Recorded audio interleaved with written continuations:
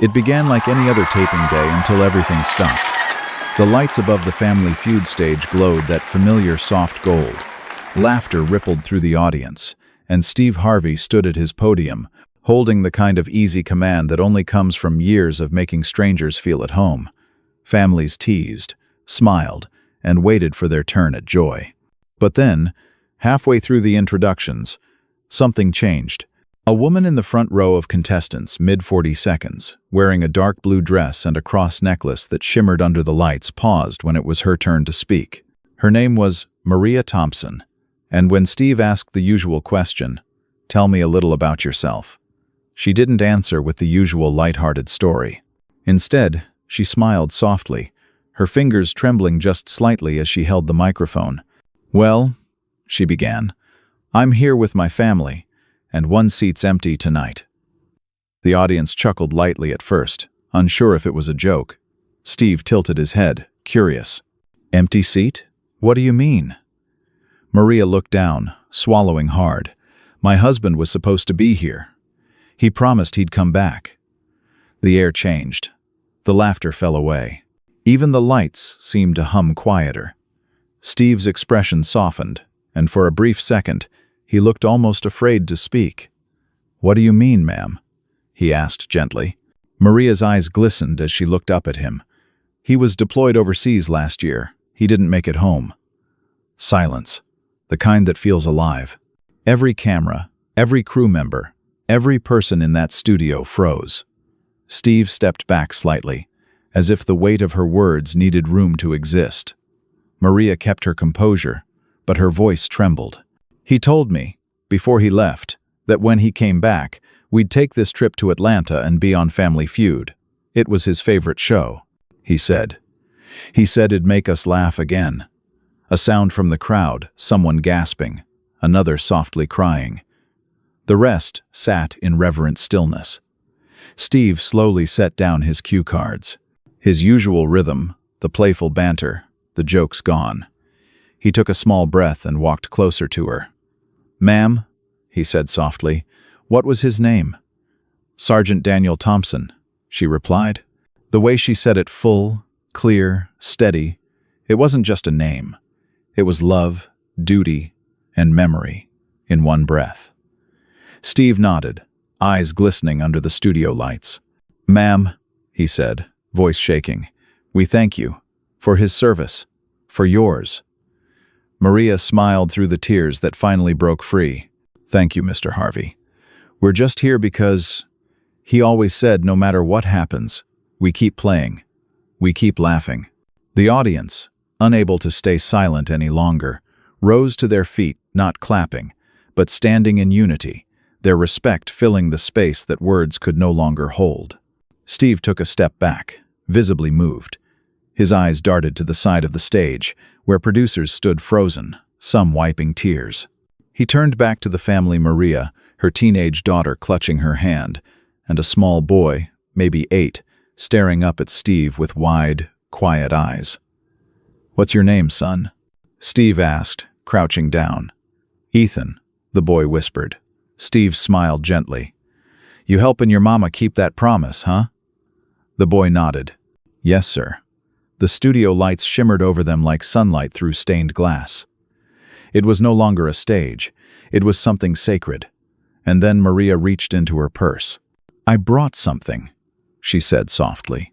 She pulled out a folded American flag, the one given to her at her husband's funeral, and placed it on the podium between them. The moment broke Steve. His voice caught, his eyes closed. He pressed a hand over his heart, and the audience, instinctively, fell silent again. No one coughed, no one whispered. It was as if the entire room was praying without words. Finally, Steve whispered, "He did come back, ma'am. Maybe not the way we all wanted, but he's right here. You see all these people? He brought us together today." Maria nodded, tears streaming freely now. "That's what he wanted, for us to remember that joy doesn't stop." Steve placed his hand gently over the flag. "Then let's make him proud." The crowd erupted, but not in noise, in feeling, in shared humanity. And when the cameras rolled again, Steve didn't need cue cards. He just looked at the family, at the faces before him, and said softly, "We're playing this one for Sergeant Thompson." The audience stood again, tears in their eyes. As the music faded in, slow and gentle, less like a theme, more like a hymn, something bigger than television was happening, and everyone in that room knew it. When the studio doors closed that evening and the audience filed out slowly, many of them were still wiping tears. Nobody spoke much. Some couples held hands. Others stood quietly by the exit as if they needed a moment before returning to the noise of the world outside. On stage, Steve Harvey remained behind, still holding the folded flag Maria had placed on the podium. The studio lights had been dimmed, leaving only the soft halo above him golden and quiet, like a sunset that refused to leave. The laughter that normally echoed through that space had been replaced by something sacred, the kind of silence that only arrives after a prayer. He looked over to the Turner family, Maria, her daughter Lily, and little Ethan, still seated on the stage stairs. They weren't contestants anymore. They were something else entirely. They were witnesses to a promise fulfilled. Steve walked over slowly and handed Maria the flag back, holding it gently between both hands. "Ma'am," he said softly, "you said he promised he'd come back." "Well, I think he did. He showed up right here, through you." Maria took it, nodding, her tears reflecting the warm studio glow. "I think so too," she whispered. Steve knelt down in front of Ethan, his voice gentle but weighted with emotion. "Your daddy was a hero, son. But you know something? You are too, 'cause you're helping your mama keep going. That's what heroes do." The boy didn't say anything, but he nodded, eyes locked on Steve's face. The camera crew stayed frozen, no one daring to move. A sound operator quietly lowered his boom mic, not to record, but simply out of respect. Steve looked at the audience, still standing in silence, their faces glistening with quiet tears. He took a deep breath, fighting his own. "I've been blessed to do a lot of shows," he said, voice trembling, "but I ain't ever seen love walk into a room and stop time like it did today." He turned to Maria again. "You see all these people, ma'am? You gave 'em something real. You reminded us that there are folks out there still sacrificing, still hoping, still believing. The world needed to hear you say that." Maria smiled faintly. "I just wanted people to remember him, not the way he died, but the way he lived." Steve nodded slowly. "That's the best kind of memory, the one that keeps breathin'." For a while, the crew didn't know what to do. They'd filmed thousands of hours of footage over the years, but no one had ever seen a moment quite like this. It wasn't drama. It wasn't television. It was truth, raw and unguarded. The producer finally whispered into the intercom, "Keep rolling. Don't cut." Maria's daughter Lily spoke up softly, her voice small but sure. "My dad used to tell us that love isn't gone just because you can't see it. He said it's like light, it keeps traveling, even when it looks dark." Steve closed his eyes for a moment, taking it in. "That's wisdom right there," he said, nodding slowly. "That's what we all needed to hear today." He stepped back toward his podium, resting his hand on it as if steadying himself. "You know," he said, "we make folks laugh for a livin'. But sometimes, laughter's just another way of keeping the pain from winning." The audience murmured softly, some nodding, some holding their hands over their hearts. Maria turned toward the crowd, her voice gentle but strong. "He wanted people to laugh. That's why we came. He said laughter would bring us back together." And somehow, in that moment, it did. Someone in the audience began to clap, slow, hesitant. Then others joined, until the entire studio was filled not with sadness, but with warmth. Applause rolled through the air like a heartbeat, and for the first time that day, Maria smiled through her tears. Steve wiped his eyes, his smile soft and unguarded. "You know what, ma'am? We can play this round for him, and we ain't playing for points today. We playin' for love." The crowd cheered, not loudly, but deeply. It wasn't performance, it was communion. As the show continued, Steve's usual energy returned, but something had changed. His laughter was fuller, his pauses more meaningful. Each time he looked at the family, his voice carried that quiet reverence and the understanding that he wasn't just hosting a show anymore. He was carrying a memory, During the fast money round, as Maria stood beside him ready to answer, Steve looked her in the eye. "You ready?" She nodded, smiling through the last of her tears. "I am." He'd want us to finish what he started. Steve pressed the buzzer, but before reading the question, he said quietly, "Then let's bring him home one more time." And with that, the music began, the timer ticked, and laughter slowly returned. Not the kind that hides pain, but the kind that honors it. The kind that carries love forward. When the episode aired 2 weeks later, it didn't just play like another game of Family Feud. It unfolded like a living memory. From the moment Maria said those words, he promised he'd come back. To the final round where her family smiled through tears, millions of viewers felt something awaken inside them. The comment sections flooded within hours. People who had never met Maria wrote paragraphs about their own losses, a brother who didn't return from duty, a father who used to watch Family Feud every evening before dinner, a husband whose laughter was the heartbeat of a home. "Steve," one comment read, "I turned on the TV for background noise, and now I'm sitting here sobbing. Thank you for letting this family's love be seen." Another said, "I lost my son in Afghanistan. Watching Maria speak with that grace made me remember that love doesn't die. It just changes shape." Inside the studio offices, producers sat quietly in the control room watching the playback. Even they couldn't help but cry, not out of sadness, but because something about it felt pure. A single moment of truth on national television had connected millions of strangers in shared humanity. And in Steve Harvey's dressing room, that connection ran even deeper. The folded flag Maria had brought now rested in a glass frame beside his mirror, not as a prop, but as a promise. Each morning, before walking on stage, Steve would tap the glass gently with his fingertips, take a breath, and whisper, "We're still playing, brother." He thought about Maria often, about the strength in her voice, the light in Ethan's eyes, the wisdom in Lily's quiet words. But what haunted him most wasn't grief. It was the beauty of what came after. Because that single episode didn't end when the cameras stopped rolling. It became something much bigger. One night, a few weeks later, Steve was finishing another taping when the floor manager handed him a letter. The envelope had a gold star drawn in crayon at the corner, the kind of art only a child would make. Inside was a message written in blue ink, shaky and large. "Dear Mr. Steve, thank you for helping my mom smile again. My dad would have liked you a lot.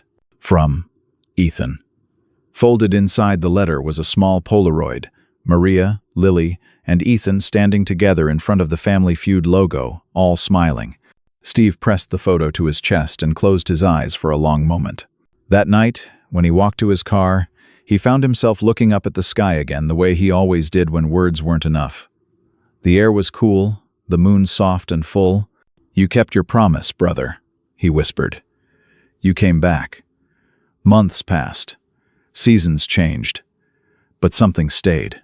In early spring, the Family Feud team announced a special segment called Families Who Inspire. It was Steve's idea, a way to honor contestants whose stories carried more than laughter. And the first family to be featured was Maria's. The day they returned to the studio, the energy was completely different. The stage lights felt warmer, almost golden. Audience members held small flags, not as decoration, but as a sign of unity. Steve waited near the podium, his expression tender but proud.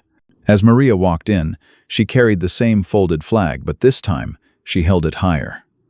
Lily wore her father's dog tags around her neck. Ethan wore a small pin shaped like a star on his jacket. When the applause finally quieted, Steve took a deep breath. "You know," he began, his voice steady but emotional, "I've seen a lot of moments on this stage, but some, they stay with you forever. Today, we're not just playing a game. We're remembering a man who kept his promise in his own way." The screen behind them lit up, showing a still frame from their first episode, Maria's trembling smile, Steve's bowed head, and the folded flag between them. The audience sighed collectively, some placing their hands over their hearts. Steve turned to Maria. "You told me once he wanted your family to laugh again. Well, ma'am, I think he did more than that. He made the whole world remember what love looks like when it stands through loss." Maria nodded, her voice breaking softly. "He always said love has to show up even after goodbye." Ethan gripped his mother's hand and looked up at Steve. "Mom says when people remember Dad, it makes him smile in heaven." Steve's lips trembled into a smile. "Then, son," he said, leaning down, "I think heaven's grinning real big today." The audience rose again, another standing ovation, this one fuller, freer.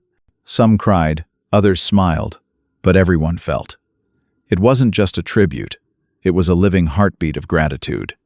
And when the music faded and the credits rolled, Steve didn't walk off stage right away. He turned back to the family one more time and said quietly, "Thank you for reminding us that love doesn't leave. It just changes the room it lives in." Maria whispered, "Thank you for letting us tell his story." Steve shook his head gently. "No, ma'am. You reminded us why stories matter." The camera captured that moment.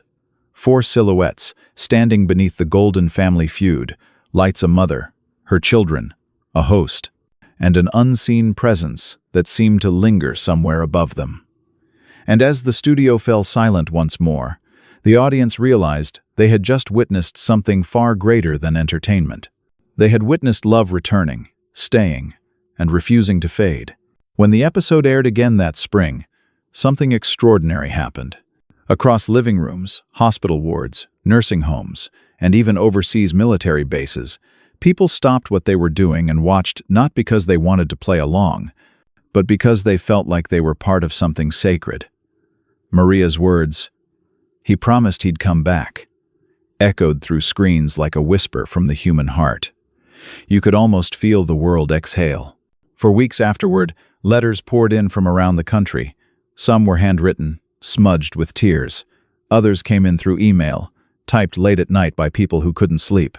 Every message shared the same core truth. The Thompson story had given people permission to feel again.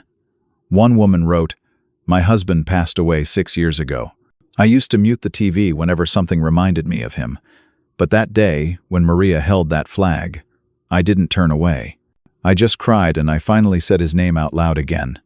Another said, "My son's in the army right now. We watch Family Feud every Sunday before he calls home." When Steve said, "He's right here," I swear it felt like he was talking to us. The impact was staggering. Clips from the episode went viral on social media, shared not with hashtags about the show, but with captions like, "Proof that love doesn't die," and "Faith in humanity restored." And in one of those posts, tucked between thousands of comments, Maria herself replied, "He always said laughter would bring people together. Thank you for helping him keep that promise." Back in Atlanta, at the Family Feud studio, Steve Harvey began to notice something changing. Audience members weren't just showing up to laugh anymore. They came to feel. They came to remember. One morning before taping, a young stagehand approached him, early 20s, nervous, holding something behind his back. "Mr. Harvey," he said softly, "I just wanted to say, my dad was a soldier too. He didn't come home either. That episode with Mrs. Thompson, it made me want to call my mom again." Steve smiled, his voice low and warm. "Then, son, your daddy's already proud of you. That's what this show's about now, connection." He handed the young man a crisp new handkerchief and said, "Now go tell your mama you love her. Don't wait till tomorrow." The boy nodded, eyes glassy, and hurried off. That same day, during the final taping, Steve walked out onto the stage as usual. But before starting the first question, he paused. The lights dimmed, and he turned toward the audience.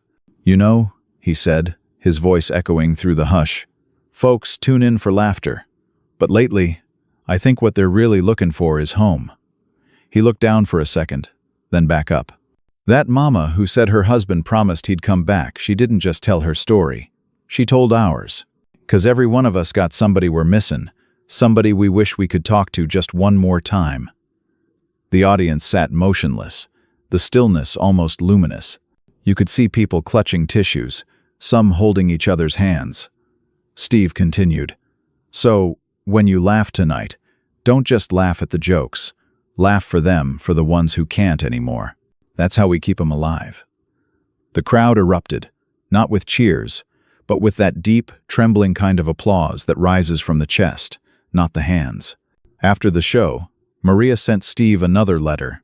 Inside was a photo of a headstone covered in wildflowers, with a small note attached in Ethan's handwriting. "Dad, we did it. You made the whole world laugh again." Steve framed it next to the flag. Sometimes, before filming, he would glance at it and whisper, "Still laughin', brother." Months later, during a Veterans Benefit Gala in Atlanta, Steve told the Thompsons' story again, not with a teleprompter, not as a speech, but as a quiet testimony. "That day on Family Feud," he said, "a mother walked in with her grief and turned it into grace. And in doing that, she showed us something bigger than loss. She showed us resurrection, the kind that happens when people remember." When the audience stood, he didn't bow. He simply pointed upward and said, "That applause ain't for me. It's for all the folks who promised they'd come back, and, somehow, they did." Later that night, as the city lights shimmered against the Georgia sky, Steve sat in his car outside the studio, listening to the faint hum of crickets and traffic. He thought about the thousands who had watched that moment, the hearts it had touched, the people who had picked up the phone, written a letter, or simply let themselves cry. He smiled softly. "You see, brother," he murmured to the empty seat beside him, "you never really left. You just found a bigger stage." The world outside blurred into gold and blue as the car pulled away. Another night, another taping, another story waiting to be told. But this one, this memory, had already become part of something timeless. Because, in the end, love doesn't leave the room. It lingers in laughter, in silence, in the places where promises are kept. Before you go, take a moment. Who's the one person you wish could have seen this story? Tag them or tell us their name below, because love doesn't end when a story does. And if this reminded you why kindness still matters, subscribe and share so the world never forgets moments like these. This is Stories Left Behind, where every act of love finds a home.